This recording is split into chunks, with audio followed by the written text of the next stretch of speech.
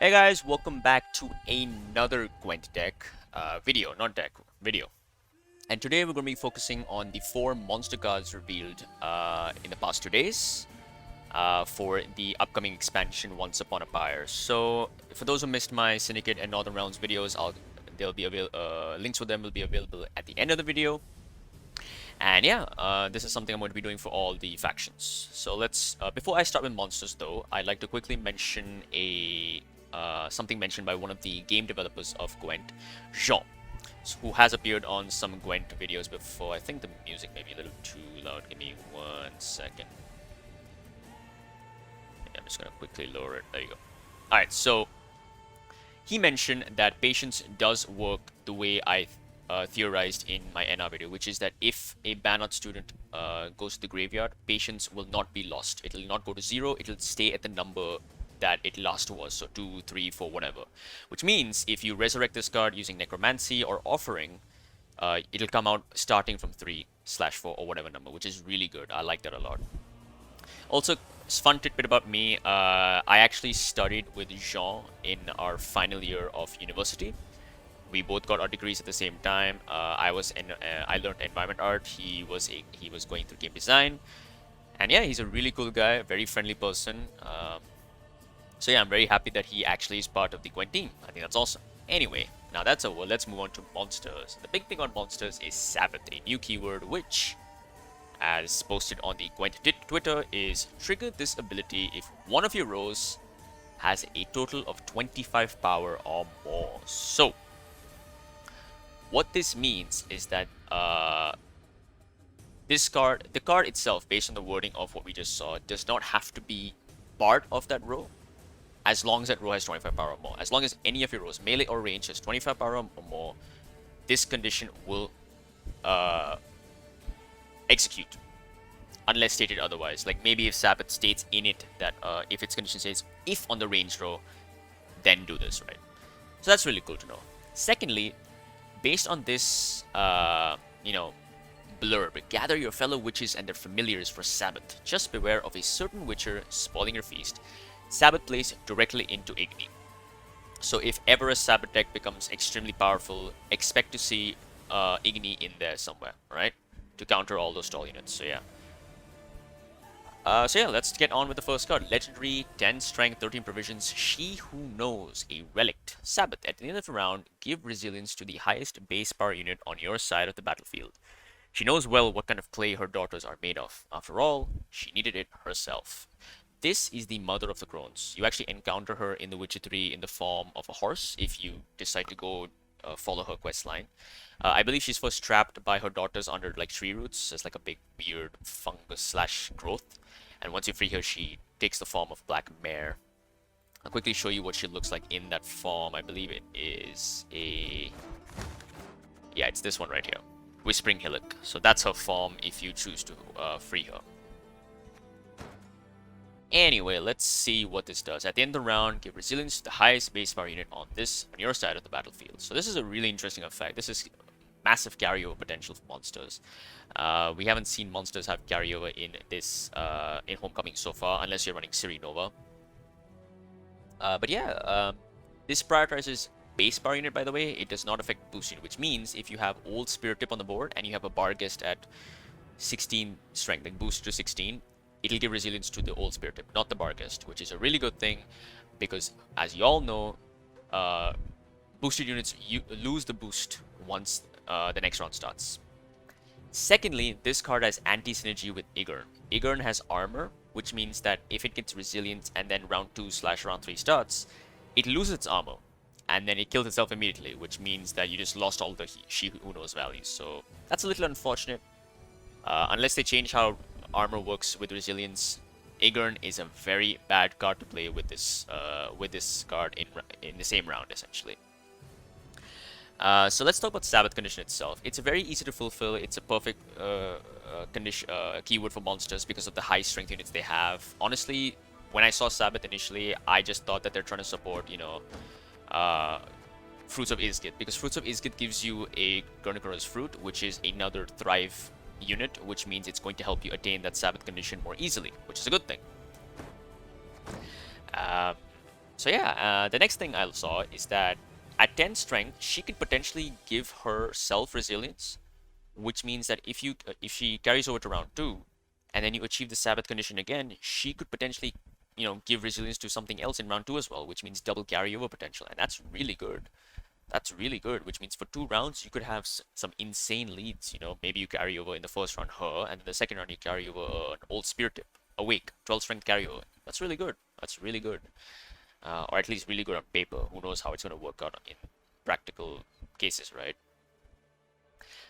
Another thing is that she is 13 provisions, which means that Alzer, where are you, Mr. Alzer? Alzer has a 25% chance of spawning her with Oniromancy.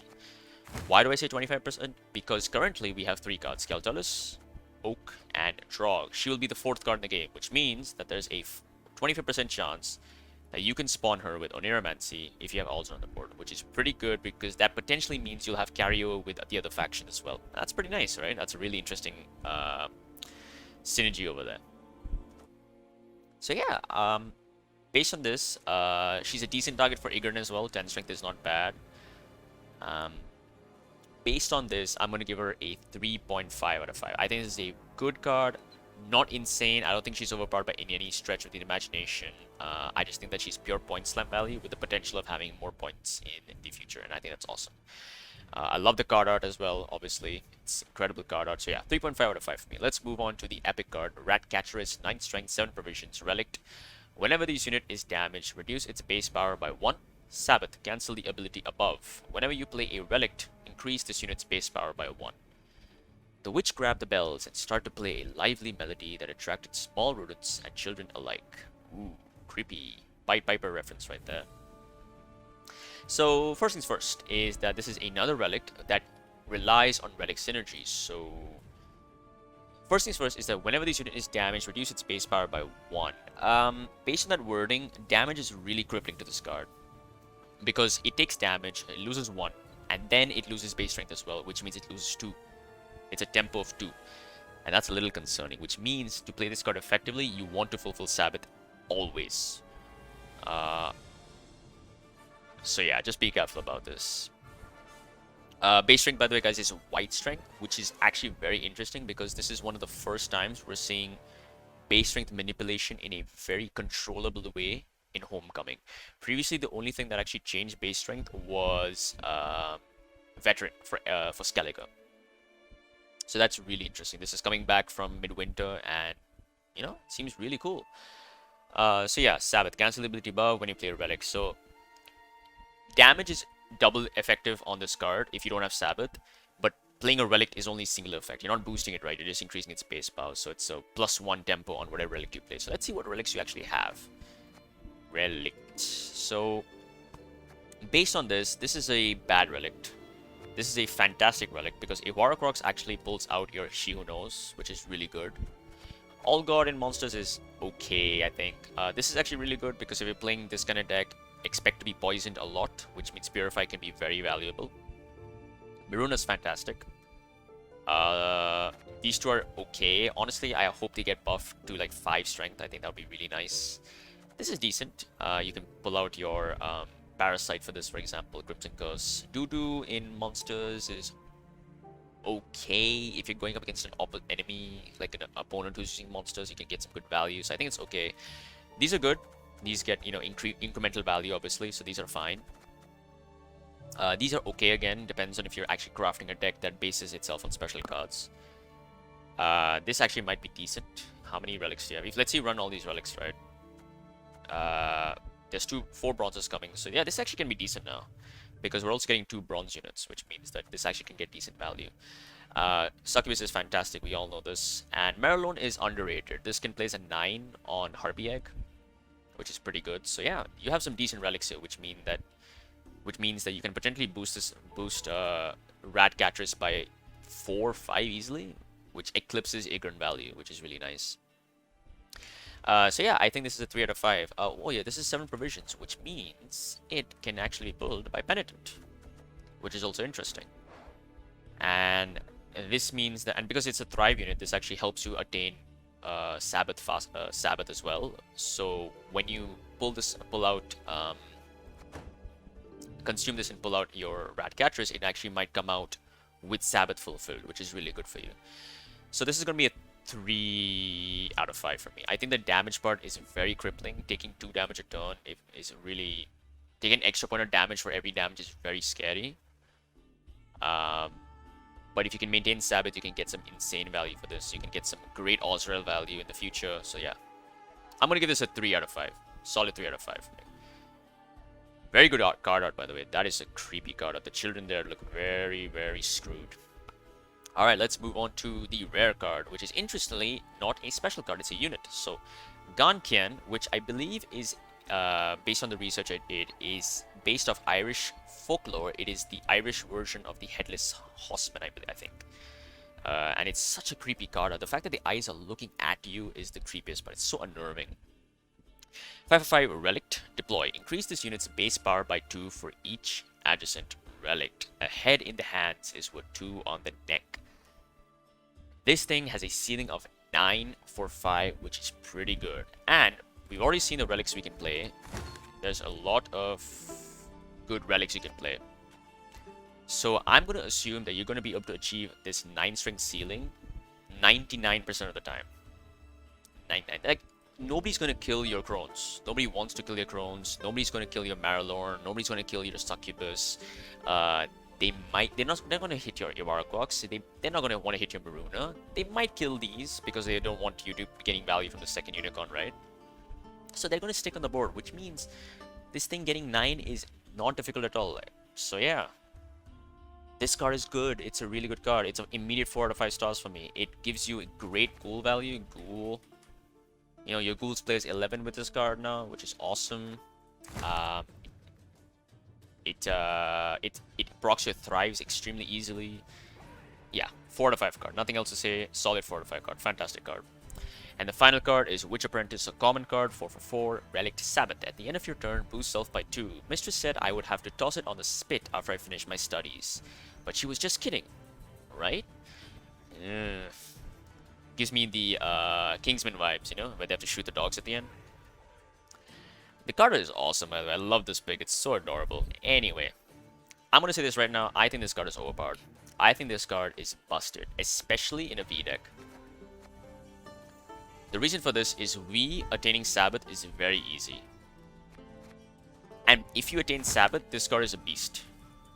This card is a bronze beast. It's a 4 provision beast.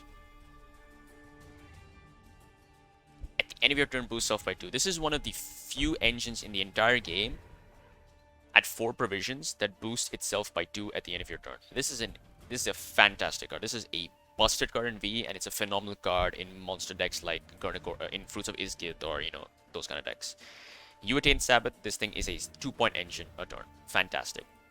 Do you want to know how many other cards give you 2 points a turn? Let's see. 4 unit bronze. No. We're going through this. No. Fog maybe, but it's inconsistent. It's not an engine, so you know. No. This could, based on the damage enemies on the right and left, it could. But no, you're damaging units for this, right? So no, it's not. It doesn't count. What else? Nope. I don't see anything here. Nope. Necker. Yeah, Necker is the only other one because it gives you 2 bodies, right? So that's 2 points a turn. So yeah, it's a phenomenal card. This is a fantastic. It's a 4.5 out of 5. It could easily be considered 5 if you want it to be. I think in a V deck, it's a 5 out of 5. In a Gornicora's Fruit deck, Fruits of Ysgith, it's a 4.5. It's an insane card. It's a beast. It can be pulled out by Portal. It's a relic itself, so it synergizes with Gankian. It synergizes with Ratcatcherus. It's just a fantastic card. It's not easy to control. You need to poison this thing, lock this thing, or control your opponent's Sabbath, which is also not that so easy, I think, because Sabbath units have a lot of base strength. So yeah, this is a fantastic card. I am super concerned about this in V decks. V decks are going to have some great tempo in the first round, which is typically where they're weakest because that's your V is kind of small. It's 7 strength. But yeah, this is great. Awesome card. 4.5 to /5 stars, depending on how you see it. I think it's a 4.5.